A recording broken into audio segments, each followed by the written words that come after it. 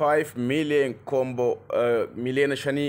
guyyaan furatan kaardii guyyaa har'aa isni garsiisa million shani warri hamster combat fayyadamtan hundi keessanuu million shan kan guyyaa har'aa haala ittiin furatan isni garsiisa namoonni haaree jalqabdan yoo jiraatan link comment jala jiruun seenaatii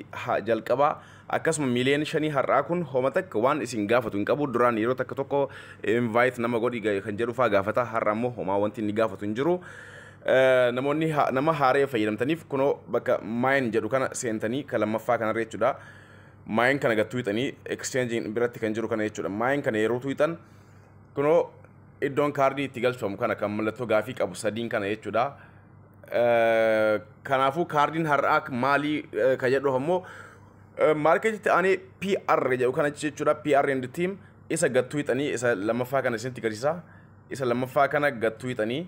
kunoo ergeessa tuutaniin boodatti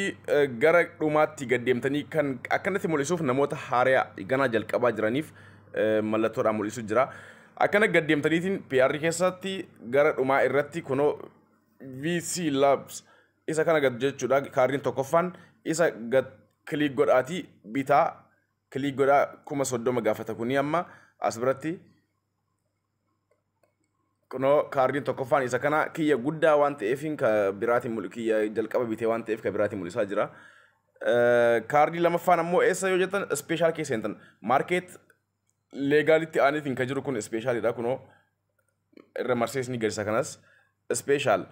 special kana keessa sentaniiti har'a kaardiin haaroonis ni jira kaardii haaree jira ka special keessa isa kalaatii warriin duraan fayyadamtan kaardii haaree isan fayyadama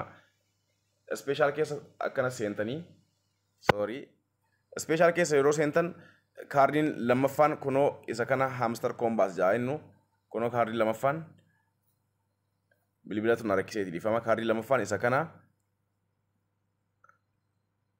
kunoo kaardii lamaffaan kana akkanatti futanii isallee go ahead gootaniitiin kaardiin sadaffaan ammoo kunoo special ma keessatti new cards jetti new cards special ma keessa new card isan gattuutan new card isan tuutaniiti kaardii haaraa kaardii har'aati kuni new card keessatti hamster green energy jedhutu jira hamster green energy ka jedhu kunoo ka jalqabarra jiru kana jechuudha isa gattuutanii million shan furatan jechuudha kadhumaa isa kaardiin sadaffaan kunoo hamster green energy okay kunoo million shanii furadhee jira jechuudha amma million shanii furadhee jira kunoo take the price gootaniitiin gad fudhatan dhiifama kunoo egaa kun hamsterii wantiin telegiraamni kiyyaa miti kanan biraarratti ni mul'ise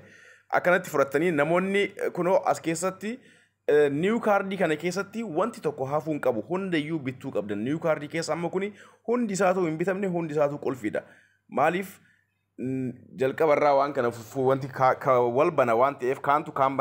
bana tokko ammoo invite gaafata amma kun invite nama shan gaafata nama sadii gaafata akkasitti ka as keessaa garuu walumaa galatti new cards ka jedhu kana keessatti wanti tokko hafuu hin qabu hundaayyuu bitadha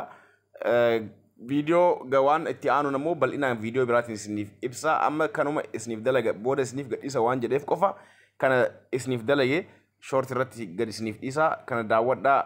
viidiyoo biraatiin waliin deebina baay'ee